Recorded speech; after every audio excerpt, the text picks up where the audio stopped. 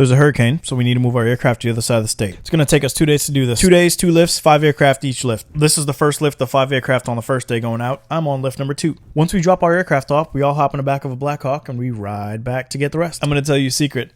Army helicopter pilots hate being in the back of the aircraft, especially when we're going through the clouds. 6 a.m. showtime on day 2 to move the last one. I'm on the early lift today. Today should go pretty quick. This one is the one I'm taking. We do a brief talk about how we're going to do this done. Everybody goes out and pre-flights their aircraft and everybody's ready to take off by 8 o'clock. It's kind of cool seeing you and all the boys getting ready to go. We're getting ready to confuse the hell out of air traffic control because technically we're not multi-ship. Each aircraft has their own flight plan, but we're trying to head in the same direction at almost the same time. So we stagger our takeoffs by about 30 seconds. That way we're flying same way, same day, and we land at about the same time, but we're not causing too much chaos. The good part about today is Army airplane. Good morning, Tampa.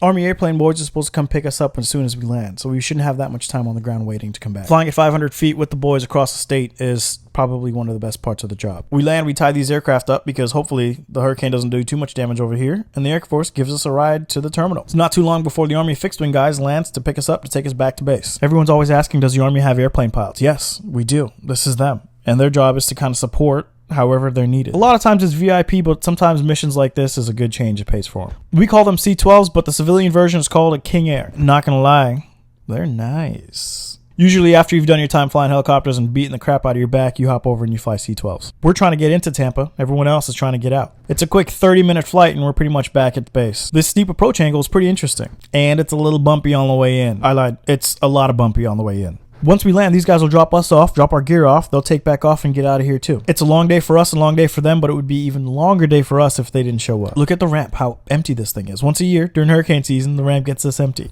The boys dropped us off. Now they're turning and burning back to their base. Louis Vuitton umbrella when I walk through the rain in the kitchen, whipping chicken, kind of bread like kinds good.